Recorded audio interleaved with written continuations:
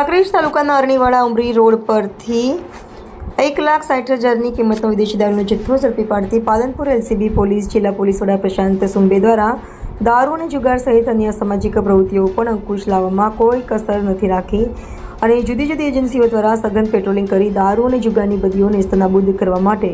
લાલાક કરતા બુટલેગરોમાં ભારે ફફડાટ ફેલાયો છે। ત્યારે હવે કાંકરેજ તાલુકાના અરણીવાડા ઉમરી રોડ ઉપરથી વિદેશી દારૂનો જથ્થો ભરેલી એક મારુતિ ફ્રન્ટી કારને ઝડપી લેવામાં આવી હતી, જેમાં સૌથી અગત્યની બાબત વિશે વાત કરીએ તો ગાડીનો ચાલક નાસી છૂટ્યો હોવાનું જાણવા મળ્યું છે,